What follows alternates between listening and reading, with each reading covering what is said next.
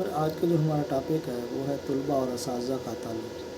چلتے ہیں اپنے ٹاپک کی طرف سے۔ پہلے آپ سے ریکویسٹ ہے کہ آپ ہمارے چینل کو سبسکرائب، لائک اور شیئر کر دیں۔ ہمارے عظیم تعلیمی مفکرین اور تعلیمی شخصیات نے اساتذہ اور طلباء کے تعلق پر بہت زور دیا ہے، کیونکہ استاد طالب علم کے لیے مختلف ماحول میں مختلف شخصیت کے طور پر ابھرتا ہے۔ بعض اوقات وہ ان کا ہیرو ہوتا ہے، بعض اوقات ان کے لیے پھندا اور بعض اوقات ان کا ٹاسک ماسٹر، لیکن استاد کو ہمیشہ یہ یاد رکھنا چاہیے کہ وہ اپنے طلباء پر اثر انداز ہو رہا ہے، اس لیے اس کو اپنے رویے میں محتاط ہونا چاہیے۔ طلباء اس کی عزت کریں گے اگر وہ خود تعلیمی نظام کے قوانین کی عزت کرے گا۔ سب سے بڑا کام جو ایک استاد کر سکتا ہے وہ طلباء کی حوصلہ شکنی ہے۔ ایک استاد کو طالب علم کی غلطیاں انتہائی رازداری سے بتانی چاہیے اور اساتذہ کے کمرے میں دوسرے اساتذہ سے اس بارے میں بات کرنی چاہیے۔ اگر استاد طلباء کی اس کے نجی مسائل حل کرنے میں مدد کر سکیں تو طلباء انہیں اپنے دوستوں کی طرح سمجھیں گے، جن کی طرف وہ ضرورت کے تحت جا سکیں۔ طلباء ایسے اساتذہ بھی چاہتے ہیں جو انہیں ماہر تدریس دے سکیں، اور یہ صرف طلباء اور اساتذہ کے درمیان بہتر تعلق پر منحصر ہے۔ اساتذہ اور طلباء کے درمیان بہتر تعلق کے لیے اساتذہ کو ایسا کام کرنا ہوگا جو ان کے طلباء کی ضرورت کو پورا کرے۔ اس مقصد کے لیے انہیں سروے کرنا چاہیے، اور اس سروے کے نتیجے میں استاد کو اپنے جماعت کے بچوں کو مزید معلومات حاصل ہوتی ہیں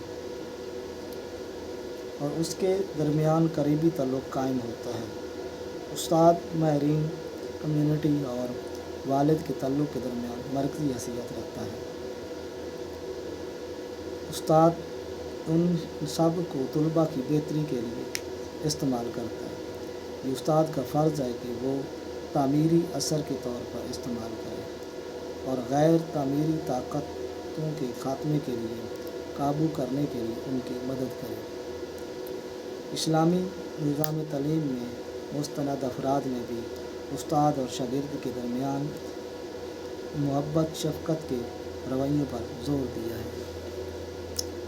قاضی ابن جامع کے مطابق استاد کو اپنے شاگرد کو خوش آمدید کہنا چاہیے جب وہ اس سے ملنے کے لیے آئے، اور جب وہ بیٹھ جائے تو اس سے اس کے شخصی معاملات پر انفرادی سوالات کرنے چاہیے اور ان کے متعلق جو اس پر منحصر ہیں روایتی سلام دعا کے بعد اسے ان کے ساتھ مسکراتے چہرے اور دوستانہ محبت اور ہمدردی کے ساتھ بات کرنی چاہیے، تاکہ طلباء ان کے ساتھ اپنے دل کی بات کر سکیں اور خوشی محسوس کریں اور آسانی کے ساتھ ان سے سوال جواب کریں۔ امام شافعی نصیحت کرتے ہیں کہ اساتذہ کو اپنے طلباء کے لیے مہربان اور اجنبی لوگوں کے لیے اچھا ہونا چاہیے۔ ابن عباس کہا کرتے تھے کہ مجھے سب سے زیادہ پیارا وہ شخص ہے جو میرے قریب پہنچنے کے لیے دوسروں کے سروں سے گزر کر اپنا راستہ مجھ تک بنائے۔ میری تقریر سننے کے لیے اس میں سے مکھی کا بیٹھنا بھی برداشت نہیں کروں گا جو اس کو بے سکونی دے۔ ابن جامع کے مطابق اگر طالب علم بیمار ہو تو استاد کو اسے ملنے جانا چاہیے اور اس کے ساتھ ہمدردی کرنی چاہیے اگر وہ ہمت کھو رہا ہو۔ اس صورت میں اگر شاگرد سفر پر ملا جائے اور پر انحصار کرنے والوں کی دیکھ بھال کرنی چاہیے، ان کی ضروریات کو جاننا چاہیے اور ان کی ہر ممکن مدد کرنی چاہیے۔ اگر اس کے پاس علم کی مدد کے لیے مالی یا دوسرے ذرائع نہ ہوں تو اس کے ساتھ ہمدردی کرنی چاہیے اور ان کی بہبود کے لیے دعا کرنی چاہیے۔ اسلامی تعلیم میں اساتذہ اور طلباء کے درمیان تعلق اس حد تک بڑھا کر مسلمان اساتذہ نے طلباء کو اپنے بیٹوں کی طرح سمجھا۔ آج تک اتنا ہی، نیکسٹ ویڈیو ملتے ہیں۔